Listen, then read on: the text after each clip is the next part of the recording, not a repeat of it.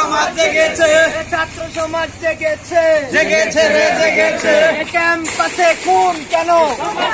জবাব চাই, প্রশাসন ক্যাম্পাসে খুন কেন? প্রশাসন জবাব চাই।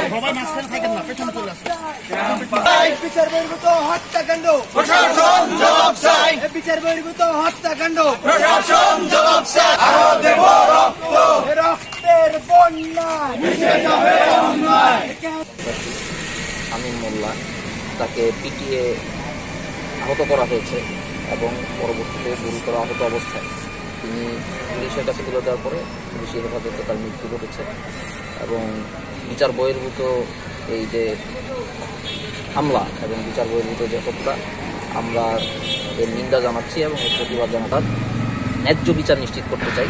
আমরা চাই তাকে যথাযথভাবে তদন্তপূর্বক শাস্তির মুখোমুখি করা হবে যদি তিনি দোষী হয়ে থাকেন, এবং এক্ষেত্রে প্রশাসন থেকে শুরু করে সকলকে আমরা সর্বোচ্চ সহযোগিতা প্রদান করব। আপনারা দেখেছেন গতকাল আমাদের জাহাঙ্গীরনগর বিশ্ববিদ্যালয়ের 39তম ব্যাচের সাবেক শিক্ষার্থী শামীম মোল্লা, সে জাহাঙ্গীরনগর বিশ্ববিদ্যালয়ের শাখা ছাত্রলীগের সাবেক সাংগঠনিক সম্পাদক ছিল এবং আমাদের সাথে যেই 15 জুলাই রাতে বিসির বারোনে হামলা হয়, সেই হামলায় সশস্ত্র অবস্থায় শামীম মোল্লাকে সেখানে উপস্থিত দেখা যায়।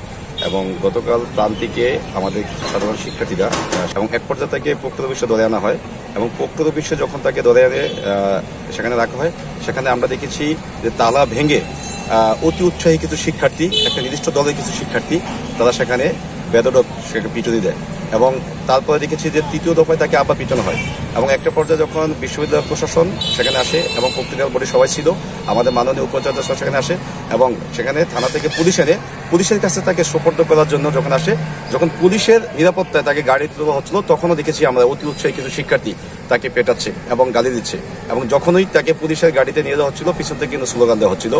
আমরা যে বা যারাই এই ঘটনাটি ঘটিয়েছে, আমরা এর তীব্র নিন্দা জানাচ্ছি।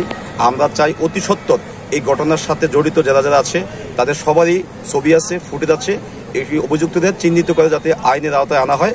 আমরা চাই দেশে আইন আছে, প্রশাসন আছে, আইন প্রশাসনের উপরে আমরা পূর্ণ আস্থা রাখি।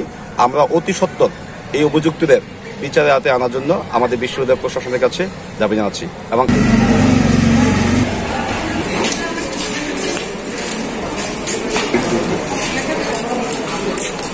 আমরা জাহাঙ্গীরনগর ক্যাম্পাসটাকে সবচেয়ে সিকিউর মনে করি। এই ধরনের ঘটনা আসলেই কাম্য না। আমরা তীব্র নিন্দা প্রতিবাদ জানাই, কারণ আইন কারোর নিজের হাতে তুলে নেওয়ার ক্ষমতা নেই।